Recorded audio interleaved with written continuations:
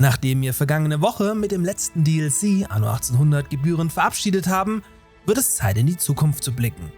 Oder in die Vergangenheit, je nachdem, wie man den Settingwechsel interpretieren möchte. Denn 2025 soll ganz im Zeichen der Pax Romana stehen und das Setting des dann erscheinenden Anno 117 umreißen.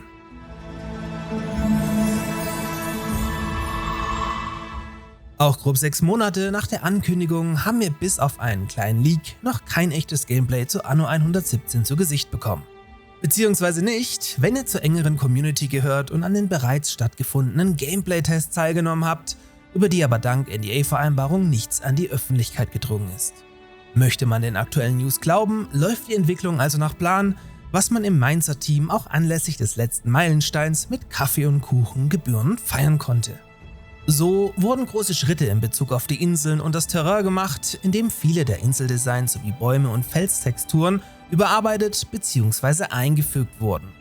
Laut dem internen Feedback wurde so der „Da will ich Urlaub machen" Status erreicht, was man durchaus so unterschreiben kann, auch wenn sich die neuen Welten auf den ersten Blick kaum vom Vorgängerspiel abheben.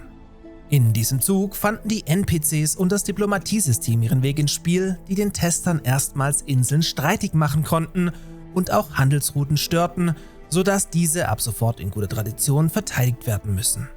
Neben Motion-Capture-Aufnahmen standen auch sogenannte Feedback-Einheiten auf dem Programm, welche euch dann zukünftig mit kleineren und größeren Quests versorgen werden.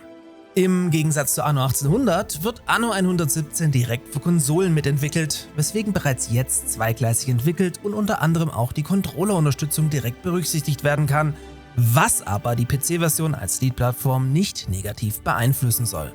Und um nochmal auf die Inselwelten zurückzukommen, anhand der ersten Landschafts-Screenshots kann man auch gut den Unterschied der beiden prägenden Regionen, also Albion und Latium, erkennen.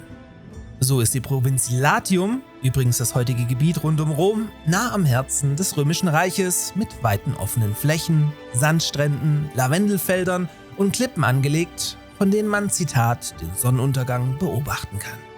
Die deutlich nördlicher liegende Provinz Albion im heutigen Großbritannien bietet hingegen felsige Landschaften mit hohen Klippen und Bergen, großflächigen, sumpfigen Gebieten und auch typisch englischem Nebel mit ganz viel Regen.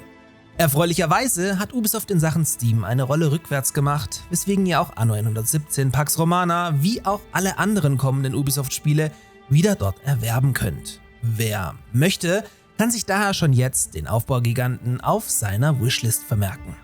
In den nächsten Monaten möchte man den Fokus auf die Charakterporträts, die Quests und den Soundtrack legen, welcher annotypisch sicher wieder von einem Orchester eingespielt werden wird. Aber auch an UI-Elementen und dem generellen Look and Feel soll kontinuierlich geschraubt werden. Das gilt auch für die sogenannten Zwischenfälle, also zum Beispiel Brände, die ihr dann entsprechend löschen müsst.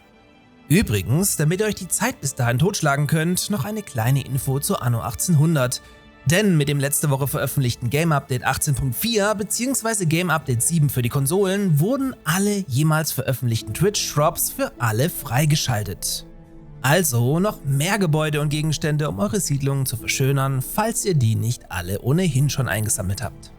Bei meinem Partner Instant Gaming könnt ihr Anno 1800 inklusive Mehrwertsteuer für 14 € und die ebenfalls sehr empfehlenswerte Anno History Collection für 13 € mitnehmen. Mit einem Kauf über meinen Partnerlink unterstützt ihr dabei zusätzlich diesen Kanal hier sehr. So, und damit machen wir jetzt den Anno-Deckel für dieses Jahr drauf. Liebe Annoholiker, ich wünsche euch frohe Weihnachten, einen guten Rutsch und dann sehen wir uns kommendes Jahr hoffentlich zeitnah mit echtem Gameplay zu Anno 117 Pax Romana hier wieder.